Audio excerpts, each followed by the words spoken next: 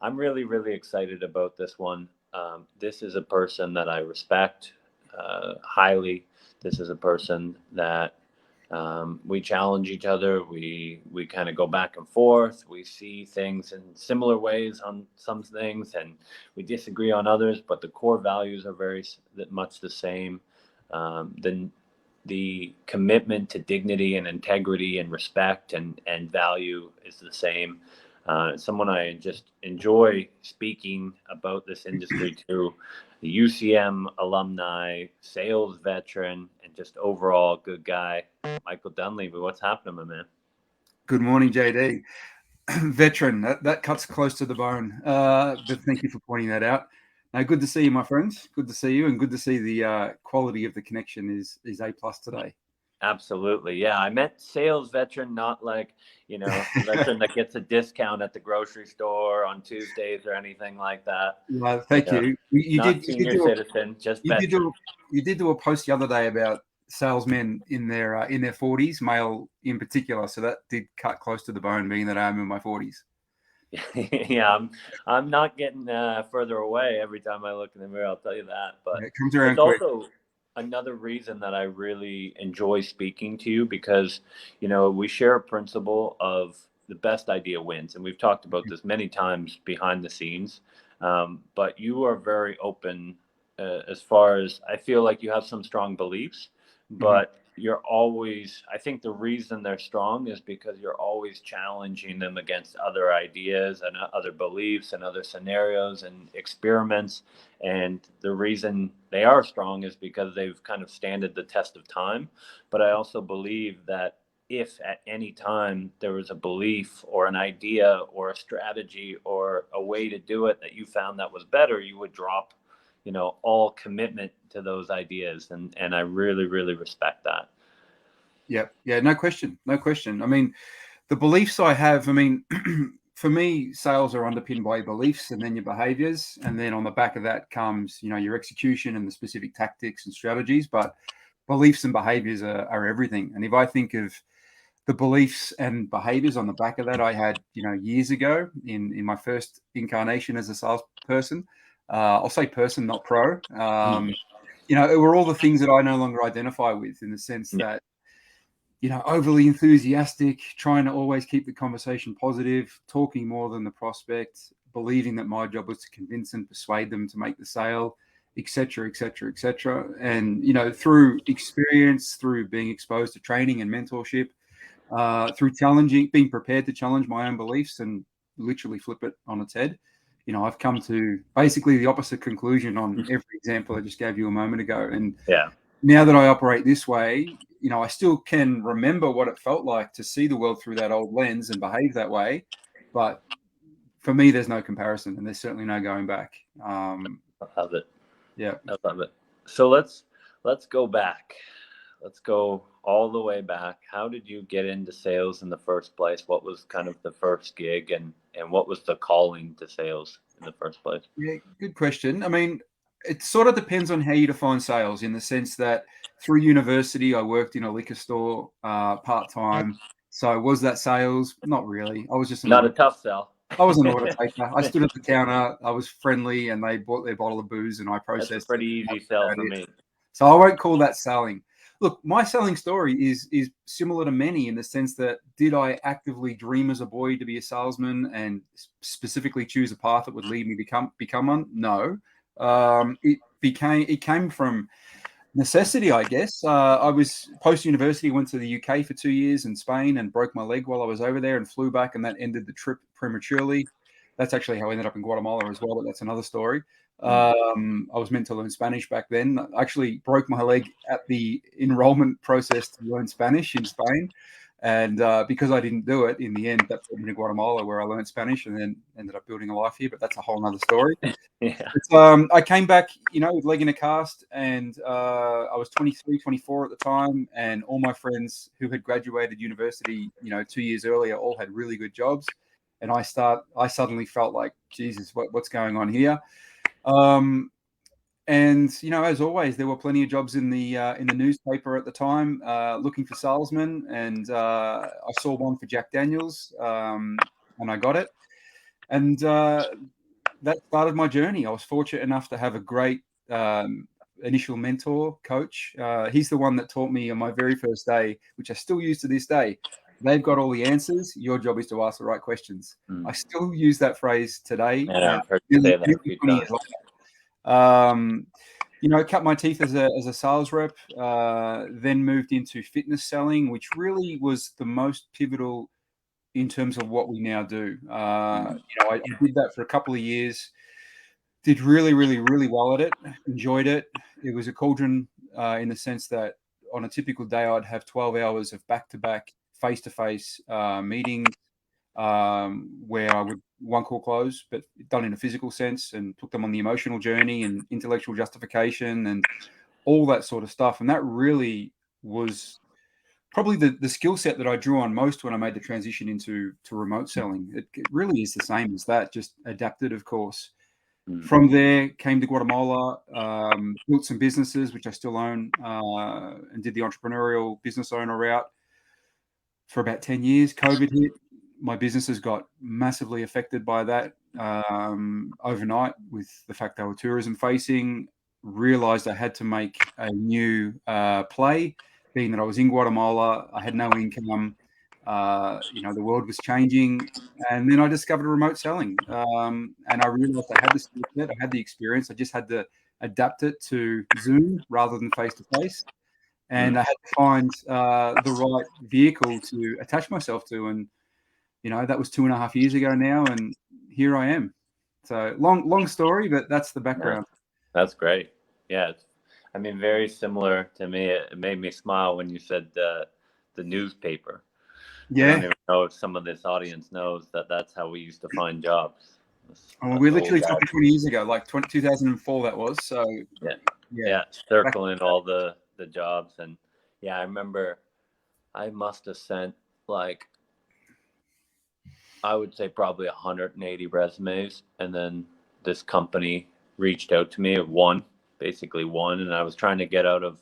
It's a long story that I won't go into, but I was trying to get out of the bar that I was working at because the manager did not like me very much because of a situation with my brother. Anyway, that's a long story. I was like, all right, I got to get out of here and I got to do something. And same thing, right? Like all my friends were starting to get into jobs and they went through their internships and working at big corps. And so I just blasted them out and I got one answer back, and I thought it was some like energy consulting. I pictured Wall Street and it ended up being door to door. So, and that was my in. And a lot of the things that I use today came from my first mentor. And it's amazing that those principles stick. Absolutely. Door to door is so intimate. You're literally touching. I was going to say it in Spanish, tocando. You're literally knocking on their door in their house, and you're a foot to 2 feet away from them. When I did the fitness selling for all those years, we'd be seated at a table or walking together, but never more than 2 feet apart. So the level of intimacy was off the charts, and then marry that up with repetition. In my case, doing 20 to 40 presentations a day in, day out, and you would have knocked on way more doors than that every day, of course. Yeah. It just sharpened the tip of the spear so much that then to come into this world, it's so easy to draw from those experiences. Oh yeah. No, I think it's an extreme advantage. And I still tell, you probably heard me say this in UCM, like I honestly think someone coming in that's really green, really fresh, I honestly think it's not the funnest way. It's not the quickest way to make big money, but I honestly think the best way is to get on something outbound dials, high volume with a company that invests, not just cold list, no investment in marketing or audience, but I think like a company that has a ton of leads, a ton of marketing, a ton of audience, and maybe some low ticket stuff that they sell where you can basically make 100, 200, 300 dials. It's like I said, it's not going to be paradise, but as far as sharpening the skills and then also callousing the mindset, like callousing to rejection, being able to take awkward situations. Like there's nothing more awkward than knocking on someone's door and they open up in a bathrobe and you're talking about any energy contracts, or you knock on the door and there's a wife and husband having a fight and you're knocking on the door telling them you can save them $10 on their internet. Like being able to deal with that adversity and being able to think fast on your feet. There's just so much, and that intimacy of like boom, boom, boom. I think, it really shapes some of the best salespeople I've ever met have come from door to door or cold outbound or face to face. Yep. So it's a great start. Yep. So Yep. what have you noticed? I think that's a good segue. What have you noticed is there any differences between traditional sales? And I know that's kind of a blanket statement, but in your transition from what you used to do to what you do now, what, if any, have you noticed as far as differences in sales and remote sales? So differences in sales and remote sales, or differences in the traditional selling method and the method I use now? Which of the two did you mean there? More probably the differences in sales of what you were doing before to this kind of weird world of remote high Yeah. ticket sales. Yeah, well, I mean, the obvious difference is the intimacy, of course. But having said that, I think there is an intimacy on Zoom. That's why I prefer Zoom rather than telephone. I know a lot of Yeah. people in their world still make phone calls, and there's no face-to-face aspect to it. I personally wouldn't go back to a role where that were the case. We all know that as far as communication goes, the words you say are only a small percentage of what the other person is perceiving. And to lose the aspect that we have via Zoom, like you and I have right now, I Yeah. wouldn't go back to that. So, but I mean, I think in simplistic terms, I think the biggest difference is the level of opportunity. Mm. Like I'm sitting here in Guatemala right now, the third world, which most people don't even know where it is on a map. It's below Mexico, if you don't know. And I'm able to, today, I've got 2 sales calls today with 2 different clients.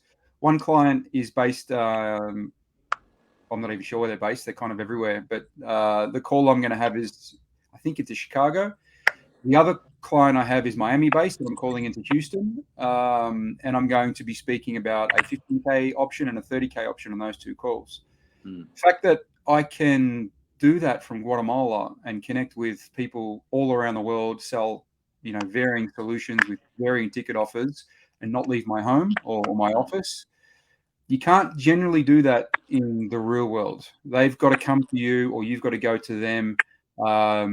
Generally, people in the real world only work with one client, and it's probably employee-employer dynamic. There's exceptions, but generally speaking. So it's probably the sense of possibility and opportunity is the biggest difference. I now feel so comfortable on Zoom, and I feel most of my prospects do as well, that I don't really feel that we lose too much having Zoom as opposed to face to face. You're going to lose a little bit, but it's negligible. Yeah. But what's compensated is what I said then: the Yeah. sense of opportunity. You can sell on behalf of any company in the world, no matter where they're based. If you're good at what you do, they don't care where you're based either. You can sell to clients all around the world from all different, backstories with all different socioeconomic levels. At the moment, there's not a lot of gigs where that's the case, and that's what I think makes this so exciting and so lucrative. And I wouldn't want it any other way. I couldn't imagine going back to selling face to face and being limited to a geographical region or one company. Like nothing, that doesn't appeal at all. No, I think you touched on it. For me, it's the efficiency, right? It's like, being able, I used to have to drive 2 hours into the oil field to go meet a client, and then they might, be busy or having to do this or that. And I'd wait on site, and then I'd have to go back in 2 days and, 2 hours back. And that sometimes a day would be one client that I can meet with. Here I can have, I'm not in a sales role anymore, but when I was, I'd book 8, 9 calls, 7, 8 would show up. I can close, 2, 3, 4, 5 on a good day. Mm. And I just never had that opportunity before. It's incredibly dynamic, and because it's dynamic, it creates opportunity, and it's incredibly stimulating for the reasons I said earlier. So there's just, I would never go back. I mean, never say never, but it would have to be a phenomenal opportunity for me to go back to having a geographical limitation, having a client segment limitation, having a product offering limitation, having a boss. My God, no, thank you. Yeah, so no more selling Jack Daniels for you think? No, I don't even. I barely drink these days, but no, I did get a lot of freebies back in the day, so that was a good benefit. But Yeah, coming out of college, it's a lot of fun. I knew a few Yeah. friends that had that role, but it was probably better to know the person that did it than actually have to do it. But Yeah. um, Yeah. so one thing that because For people that don't know, me and Michael kind of talk behind the scenes a lot and share a general interest for the philosophy and the psychology and just, the industry as a whole. I think we kind of geek out about this, so to speak, on, a couple times a week usually. And one thing that I think is really interesting is kind of our views on what is the role of a salesperson in this business. You kind of touched on it earlier on, but what do you feel is our role and responsibility? It's a good question. It's a big question. And the answer really comes back to what your principles are, in the sense that what you feel is true, what you feel is right. Um, so it's evolved for me over time. Back in the day, I thought my job as a salesperson was to close deals and Yeah. close everybody and anyone that comes across my path. I no longer see it that way. I mean, selling to them is an outcome of certain things happening further up the chain. But the main, to answer your question, what's the main purpose of a salesperson, in my view? And I understand others will disagree with this, but in my view, it's first and foremost to uncover the truth. Because without the truth, well, I don't want to sell to somebody for the wrong reasons, and I don't want them to buy from me for the wrong reasons. And it's unlikely that they will, unless I go into mega persuasion, pitch, objection smashing mode. And I personally don't carry myself that way as far as selling goes. Mm. So for me, it's all about asking the right. Back to what my first mentor said: they've got all the answers. Your job is to ask the right questions. Yeah. Really, I still live by that. My job is to initially make them feel comfortable and disarm them, because we all know that. Sorry about the dogs in the background. They're on That's park. all right. I got some Um, background myself. my job is to initially make them feel as comfortable as possible and disarm them as much as possible. I mean, we all know that, generally speaking, prospects feel somewhat nervous or anxious or defensive in a typical sales interaction, because they know that if they show their cards, they can become vulnerable.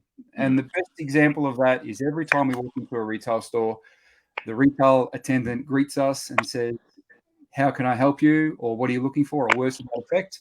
And 99 times out of 100, we say to them, "Just looking, thanks." Even though deep down we know we're going in there to find a particular pair of shoes, and if we find them, we'll probably buy them.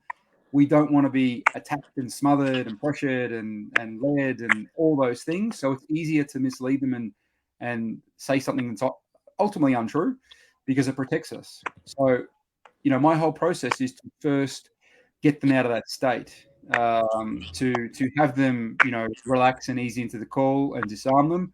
And there's a whole tactic on how I do that, but that's probably another conversation. Yeah.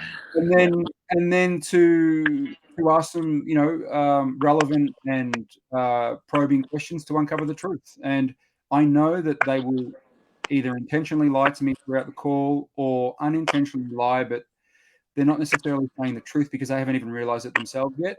Yeah. So I'll stress test and push back on their answers. Now, again, delivery is key, but I don't want them to feel interrogated.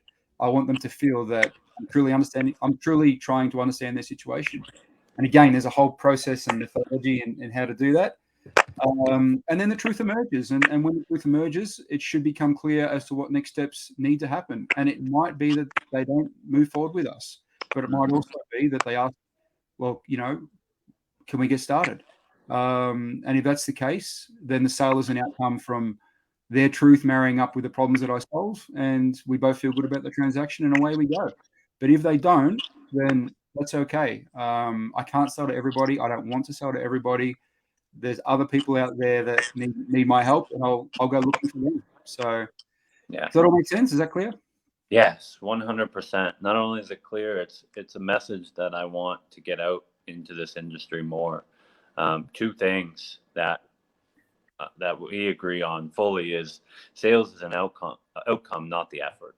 So your goal should be not going in, and that's why I really I'm working on UCM 3.0, and I'm really diving into the idea that objection is a totally wrong word in my mind. I know it's I use it because people know what the hell I'm talking about, but objection to me is, I think of in law, right, is objecting, which means that you have a position.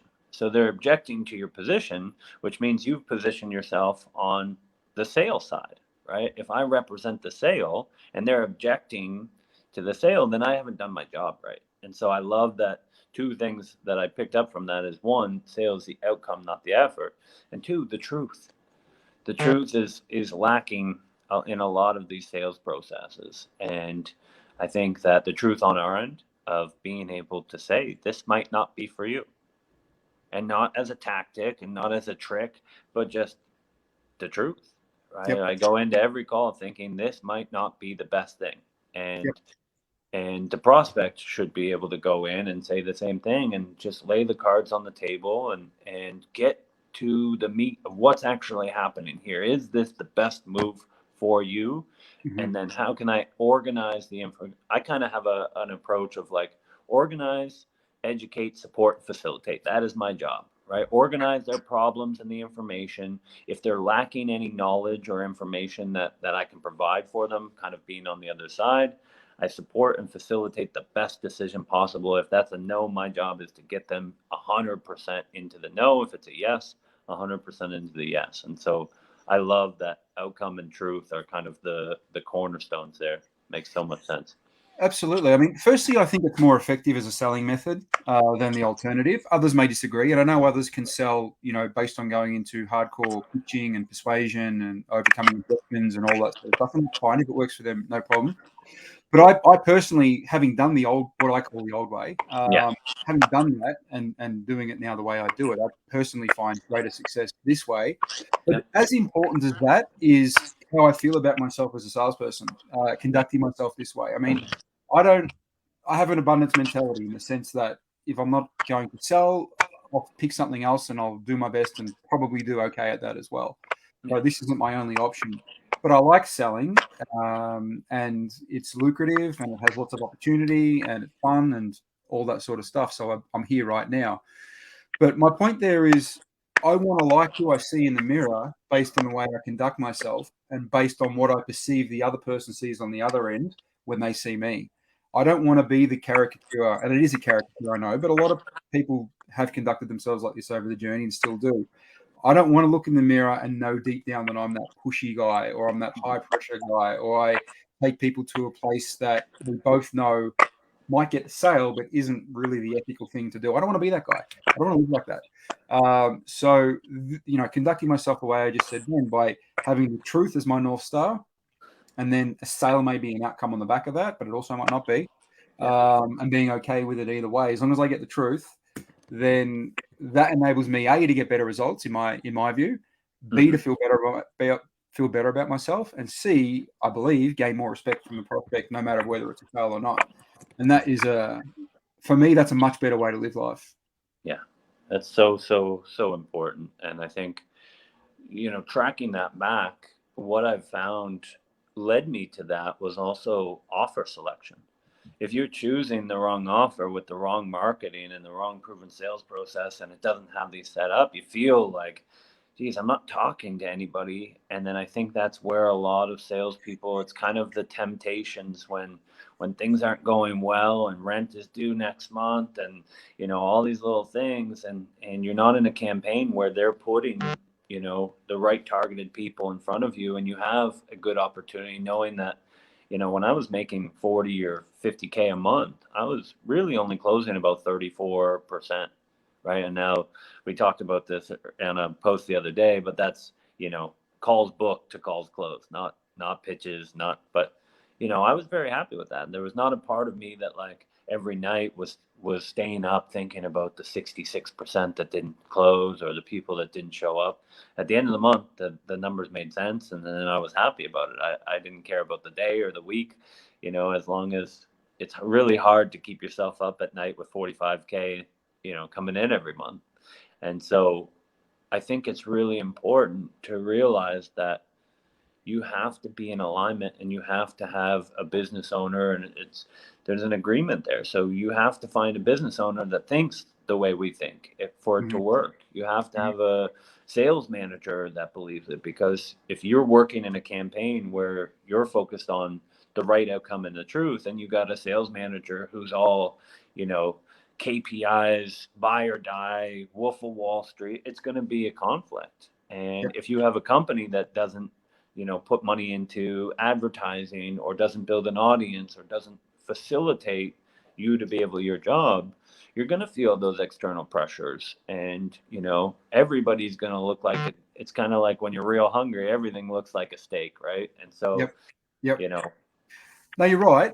And conducting myself the way I do has led to, in the past, some clashes with offer owners that it didn't work out. But I've learned from that. And basically, I basically applied the same theory when I'm interviewing an offer owner, and I interview them as much as they interview me, which is the difference. A lot of junior salespeople or naive salespeople haven't come to realize the game we're in. It's not employee employer dynamic. I actually posted about this topic today. It's not employee employer dynamic. We are not their employees. We are generally speaking commission only. There are exceptions, but we are generally only commission only sales guns for hire. They have a need. We provide said service, and we look for a mutually beneficial outcome. So whenever I start a relationship with a new offer, I'm interviewing them as much as they're interviewing me.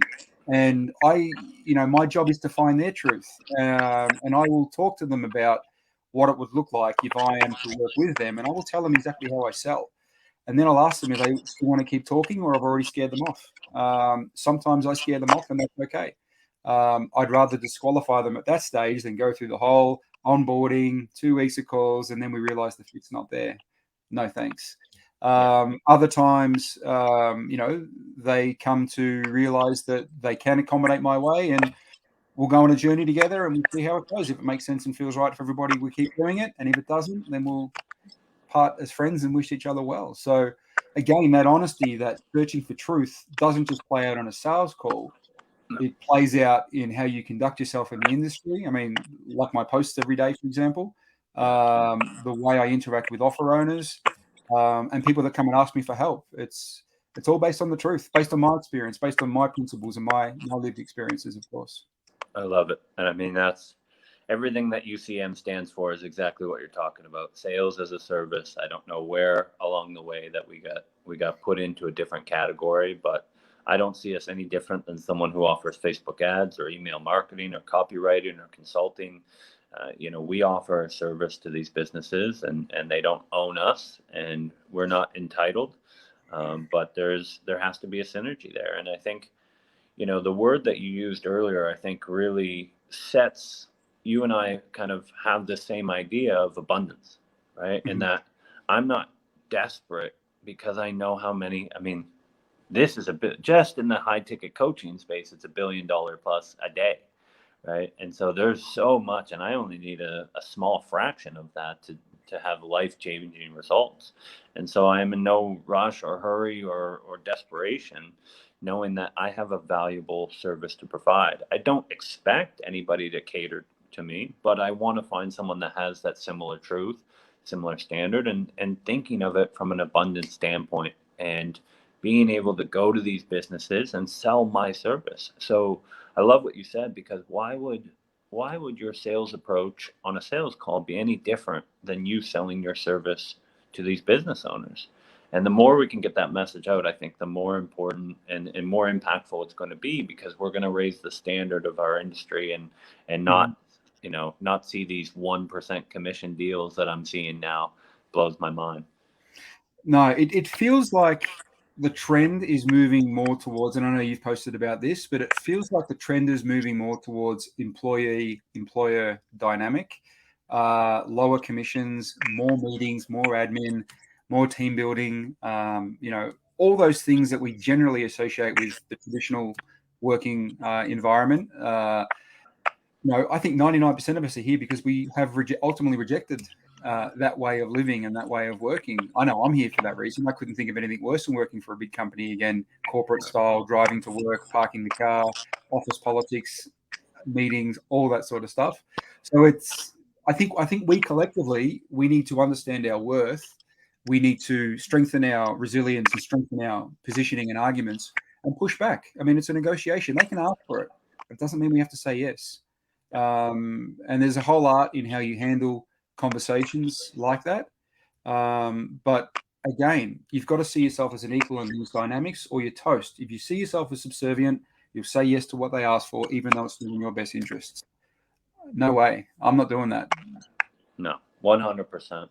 And it's about bringing something to the table and being accountable for your service too. It's on both ends, and that's the slippery slope I see. Is we don't want to come in entitled, but we don't want to come in desperate, and we want to find that balance of just looking clearly of where are my limitations and what am I willing to say yes to, and what am I.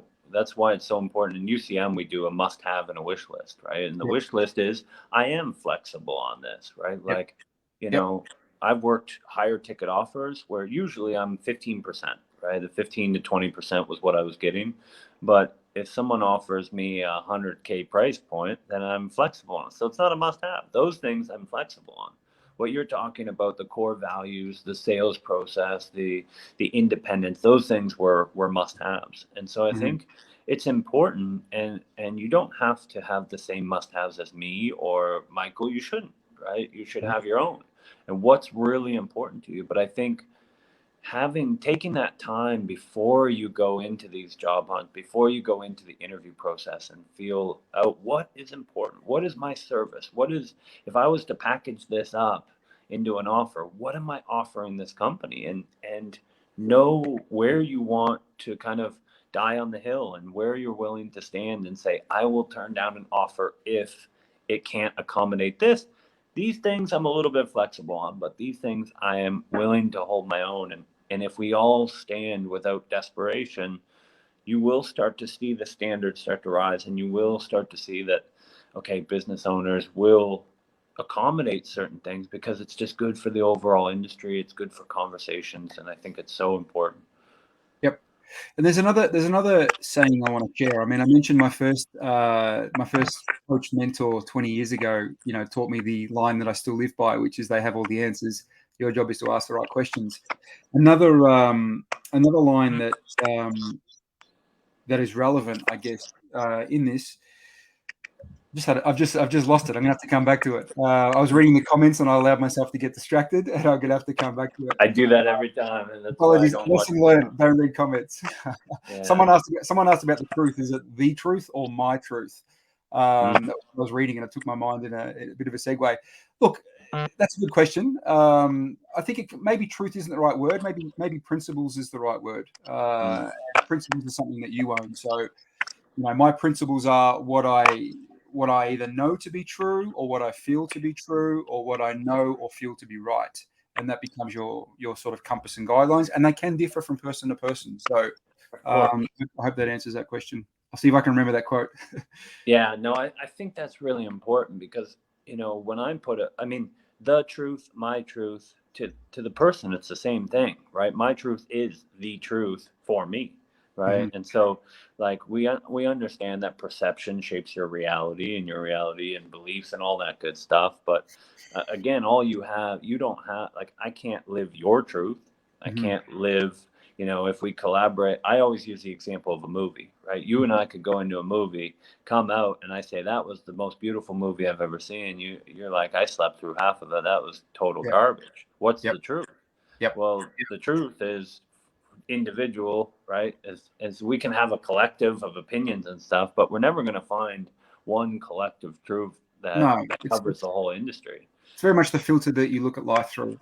Yeah, I remember the quote, by the way. So the yeah. quote from a recent mentor, someone I've worked with closely over the last 5 years, um, it was credibility is gained by the questions that you ask, not the Mm, answers that you give. mm, So a lot of and the old version of me thought that I would impress the prospect by all of my amazing answers and how much product knowledge I had and the stories I could tell and all those sorts of things. I used to be that guy, but I've now come to learn that a greater degree of credibility is gained in the eyes of the prospect by the questions that you ask, and that includes how you ask them, and your pushing back and handling of them and all those sorts of things. Because what it enables them to do is it enables them to discover themselves, what their truth is, which they mm-hmm, may not have known, but your questions have led them to the truth. But what it also shows is by the quality of the questions that you're asking and the way you're handling it, that you possibly or probably know more about their situation and their problems and how to solve it than they do. And that, mm, in their eyes, gains tremendous credibility and respect. That crosses over into the interview process as well. So I don't mind going into an interview. Well, it's not an interview; it's a meeting because it's interview mm, by subservience. I don't mind going into a meeting with a potential new client and, asking them a lot of questions about what they stated the job looks like in the terms and conditions, and then having it emerge that in reality, most of them are fixed positions, most of them are negotiable, and that if the right candidate came along, they will be willing to accommodate and make exceptions. And they say that rather than me saying that. And it's much, much more powerful way to conduct business. And again, it comes back to them having the answers because I asked the right questions. Hence, my entire way of selling and my entire way of meeting is based on questions. And then the truth emerges. Yeah, 100%. I mean, it makes sense when you look at it in the outside world, right? A lot of positions of authority or power, like you go to a therapist, they don't go, "Hey, Michael, you got some real issues here," right? They draw out and ask questions. The doctor doesn't, as soon as you walk in, tell you, "Oh, you got the flu. Here's," they ask you questions. A lawyer, right, can't be like, "Well, obviously this person is guilty. Here's why," right? They have to draw out information, and so all of these situations, the person that usually has the authority or the power is the one drawing out information through questioning. And it reminds me, I think I've shared this quote from Jay Abraham, but I think someone else told me it's from someone else. And, all these stand on the shoulders of giants type situation. But it was just the idea of if you want to be interesting, be interested. And I think Yep. the idea is, how many times have I gotten a sales call, asked a great question, and the person responds by saying, "You know what, you're right." And I'm like, I've just asked a question, right? Mm-hmm. But it's that idea of like, it draws and makes a connection, and then they associate the information that you've drawn out, or the clarity or the idea or the inspiration or the pain, they associate that with you without you Mm-hmm. ever having to put any words in their mouth, without you ever having to say what the answer is. They're still Yep. making a strong association, and that's human psychology. We're connected to the people who ask great questions. Yep. Absolutely. And if you handle it right, I did a post on this the other day as well. And Sam Dubs asked for an example, which I haven't given to him yet. But if you handle it right, you can almost ask somebody anything, even things that cut right to the bone, about really deep personal back in childhood, formative experiences, if you handle it right. And that involves absolutely asking them for permission to go deep with your Yeah, of questioning, and then course. probably rechecking on them saying yes, and the right tonality, and it's got to be a relevant question and the right delivery. But on doing that, and on them answering, everything can change. The real truth can emerge. The non-surface level stuff is swept aside, and the real truth as to why they're really on that phone call today, or why they can't keep living life this way, or whatever it is, can emerge. Once you get to that stage, it's a completely different conversation. 100%. Yeah, and I think sometimes people early on, they try something, and because of the way it's positioned, or because of the way someone reacts to it, they're like, "Oh, I can't go in that space anymore." And it's funny, like recently over the last year or two, I've been seeing a lot of connections between like sales and comedians. Mm-hmm. And a good comedian will, like a great comedian, will be able to take any topic and find the humor and navigate it. And the challenge is taking something that is so untouchable, something that is so dark or so deep, or it just gives that chill down your spine when you hear the certain word or the certain topic. And a masterful comic will be able to position it, will be able to play with it, will be able to take the topic and make it in a spot that they can actually go in that space. And I think it's very similar in the way we approach questioning. And we're just some stranger off the street. They don't know us from a hole in the wall. And to be able to get to those deep, dark, heavy spots, I think it takes the willingness to be able to understand the tone, and be able to play with the questioning, to be able to draw out that information and go where most people aren't willing to go. Right? And we have a lot of tools to our availability. Yeah, I'll give a little insight for those watching who might want some inspiration on how to do this. Your questioning doesn't have to be linear as well, in the sense No, that once you work shouldn't. through a particular moment or topic, you don't have to put a little bow around it, leave it, and never come back to it. So Now, this will show my age, but this was before my age. This was a show in the 60s and 70s, I believe. But there's a show called Columbo, which some of you may have seen, a famous detective back in the day who played a bumbling fool is probably a bit of an exaggeration, but he was much, much, much smarter than he let on. And he would come to the scene of a crime and, going back to what I said earlier about disarming and getting them to drop their defenses so the real truth can emerge, he would spend 95% of the meeting being the bumbling fool, asking silly, non-relevant questions. They would completely write him off as a non-entity. He'd leave, and then he'd come back and knock on the door 2 minutes later, and they'd forgotten about him. They were completely disarmed now, and then he'd ask the real question. And that real question got the real answer and unlocked the case, and then they'd go to jail. But the point there was, well, there's 2 points there. Firstly, the power of disarming the prospect and getting them to not feel they're in a typical sales interaction. Therefore, they're defensive and cagey and not wanting to reveal too much and all that sort of stuff. And secondly, the fact that your questioning doesn't have to be linear. You can leave a topic and then come back to it 5-10 minutes later, and you can act to a degree, and we do act at times as salespeople. And you can say, "Hey, Teddy, I've got to ask you about something you said 5 minutes ago. I mean, it's been going through my brain since you said it 5 minutes ago. Can I ask you about ABC?" And you'll say yes. And I'll say, "Well, when you said ABC before, can I ask, what did you really mean there?" Now, there's a reasonable chance the truth is going to emerge now. So you can save your big question for later on and then come back to it. And I find that can be a really, really good way to unlock a sales conversation. Cool. That's a gold mine right there. I agree 100%, and it's built into my process as well. And that I think too often salespeople want to react to the information, and it's like, oh, it's like the temperature changes of the call, and the excitement and the tone and everything changes, and it's like it almost pulls back the prospect of like, oh, what did I say? Now it's like this person's kind of getting thirsty or bloodthirst or whatever it is, when really it's like, let that sit there for a second, right? Yep. And so I always kind of, what I'll do is I'll go 2 or 3 questions over and then come back to that, right? It's like I felt some heat there, or what I call like the temperature. So I have something called like the thermostat versus the thermometer, but being able to gauge the temperature of an answer and be like, oh, there's something there. Another analogy I'll use is like a metal detector, right? I'll be walking around this conversation and all of a sudden it goes ding, ding, ding, right? Yep. It's like knowing, and I'll kind of flag that spot in my notes and knowing that I can come back to it. Right. And so I think that's so important, in that you don't have to react to every situation when you're like, oh, that's in my training. They said that's the answer I need to move forward. So I really got to poke the wound on that, or I got to dig. You have more of a circle to be able to go through. And I think it's so important. But yeah, and this is why I love the North Star of being find the truth. I mean, that example I just gave you then, and that supersedes tactics. That's find the truth. So use whatever tactic is necessary to find the truth. So using that example of a minute ago, I showed to you the prospect that 5 minutes later I still hadn't found what I thought was the truth about said subject.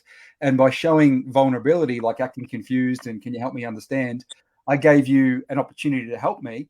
And most people, if they like you or at least don't dislike you, like helping people. So if you give somebody an opportunity on the call, and it's a reasonable ask, of course, to help you, they generally will help you. But what it also does is it allows the truth to emerge, which is what my primary goal in the conversation is. And then once the truth emerges, we're in a completely different place now. We have a different conversation, which may lead to a sale or it may not. So there's a lot in that, but that's why I'm more about principles rather than tactics. Principles to me always beat tactics. The famous Mike Tyson quote of everyone has a plan till they get punched in the nose.